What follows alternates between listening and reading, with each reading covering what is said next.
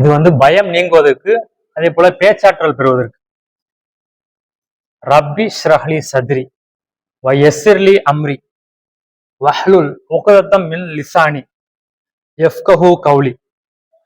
இதுக்கான அர்த்தம், ரப்பி ஷ்ரஹ்லி சத்ரி, இறைவா என்னுடைய நெஞ்ச இதயத்தை நீ விசாலப்படுத்துவாயாக, விரிப்பாயாக.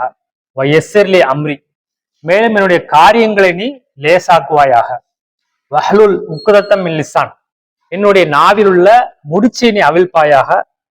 யஃப்கஹு கௌலி, அப்பொழுதுதான் அவர்கள் அதை புரிந்து கொள்வார்கள். அப்ப இந்த துவாவை யாரு கேட்கிறாங்கன்னா, மூசா நபி அவங்க ஃபிரௌனிடத்துல போய் பிரச்சாரம் செய்யும் பொழுது அவன் பெரிய கொடுங்கோலன், உள்ளத்துல ஒரு அச்சம் ஏற்படும். அப்ப அந்த அச்சம் நீங்க வேண்டும் அப்படின்றதுக்காக யாரு கேட்டாங்க? மூசா நபி அல்லாஹ்விடத்துல கேட்ட பொழுது அல்லாஹ் தைரியத்தையும் கொடுத்தான், நல்ல அந்த பேச்சாற்றலையும் கொடுத்தான்.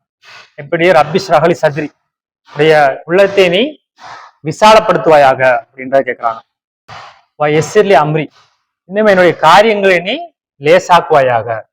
அப்ப உள்ளம் நமக்கு விசாலமா இருந்தாதான் என்ன ஆகும்? நம்முடைய தைரியமா ஒவ்வொரு விஷயத்த செஞ்சு காரியங்கள் லேசாகும்.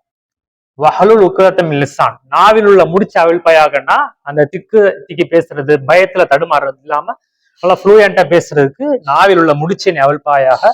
யஃப்கஹு கௌலி, அப்பொழுதுதான் அவர்கள் என்னுடைய பேச்சை விளங்கிக் கொள்வார்கள் அப்படின்ட்டு இந்த மாதிரியான துவாக்கள். இப்போ குர்ஆன் எடுத்து பார்த்தோம்னா, பயம் நீங்கி, இதயத்துல உள்ள படபடப்பு நீங்கி, தைரியமான மக்கள்கிட்ட பேசுறதுக்கு, மக்களுக்கு சத்தியத்தை புரிய வைக்கிறதுக்கு இந்த ஒரு துவா. அப்ப ரப்பி ஷ்ரஹ்லி சத்ரி வயஸ்ஸிர்லி அம்ரி வஹ்லுல் உக்தத்தம் மின் லிசானி யஃப்கஹு கௌலி அப்படின்ற துவா.